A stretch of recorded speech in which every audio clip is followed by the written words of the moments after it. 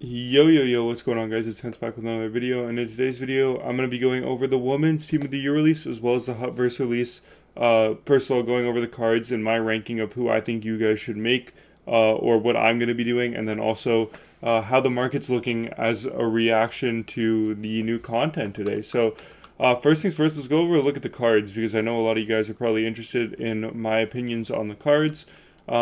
And I have made one of them already, and I plan on buying the second one. So, um, I'm sure all of you guys have seen the cards so far. Let's go through them quickly. We got Sarah Fillier, Aaron Frankel, Caroline Harvey, Taylor Heisey, Jenny Hirokoski, and Hillary Knight.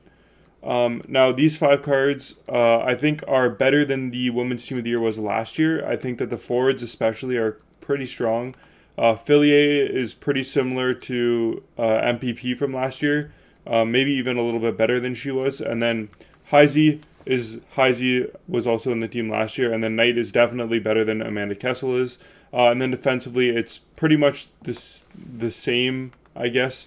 Maybe Harvey's a little bit better than Pejdova was last year. And then in net, women goalies are never going to be usable in game, unfortunately. That's just how the game works. But, she's a good backup goalie, like Henrik said in his video. I'm sure all of you guys have seen that already. My personal ranking, I would say Knight first, Heisey second, Fillier third, just because I think smaller defensemen are not as viable. Then I would go fourth Harvey, fifth Hirokoski, sixth Frankel. Although all of them look pretty solid, to be completely honest. All things considered, like they're a little bit smaller, but they look pretty solid. So yeah, that's my personal rankings on them so far. Do I think Knight is better than any of the men's skaters? I actually do. I think she's definitely better. I mean, I'll show you my team right now. This is my team right now. I have on my first line I have Knight, Gretzky, McDavid, Kachuk, Madonna, McKinnon, Shanahan, Lemieux, Leclaire, and then this is kind of just a plug line. And then defensively I have Makar and Hedman, Heiskanen, O'Coin, Mitchell, and Regier. And in net I have Connor Hellebuck and Carey Price is my backup. But I've been loving this Hellebuck card. If you guys haven't used him yet, he's really, really, really good. So I'd recommend checking him out. Hillary Knight she's been fantastic for me so far. I mean, obviously she's only had 3 games played. She has 2 points, but two of those games, or one of those games, I quit or pretty early on in the game because I'm trying to get games done because there's so many games this weekend.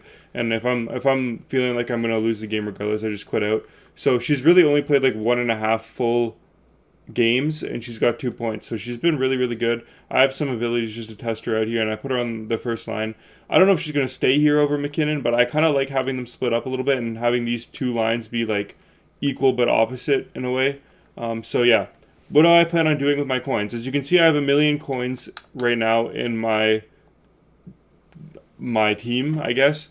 And I also have I have that Mike Fisher that I could sell for about 30K, a bunch of 80s that I had in my collection that I'm just selling, and then I have this Nylander that I'm still selling. So I should be up to 1.2, 1.25, give or take, million coins when that's all said and done. And my plan is to buy a women's team of the year or a men's team of the year, whichever price I like more. And I've been just taking a look because the women's cards are down a little bit. I was thinking of maybe buying Heisey, Hirokoski, or Harvey, and just trying them out. Frankel, if she goes down to like 300,000 coins, I would buy her. That's the only way. And then Allmark, if I can get an Allmark for under 900,000 coins, I would consider Allmark as well. But that's my plans in terms of what I'm going to do with my coins. At this point in the year, what I usually like to do is I worry less about losing a little bit of coins here and there, and rather I just try out cards that I think I'm going to have fun with. Because at the end of the day, this game you have to make it enjoyable for yourself. So I've been interested in trying out some of these women cards because last year I had Amanda Kessel, who reminds me a lot of Fillier, and she was unbelievable for me. So I've been thinking of trying out this Fillier card. She's really cheap right now, and she can play center. You can get defensive boost and two-way forward activated on her. I think that gives her another 7 faceoffs, so it'd take her to 99. And she could play center for you. 5'5" is a little bit small, but her abilities are pretty great.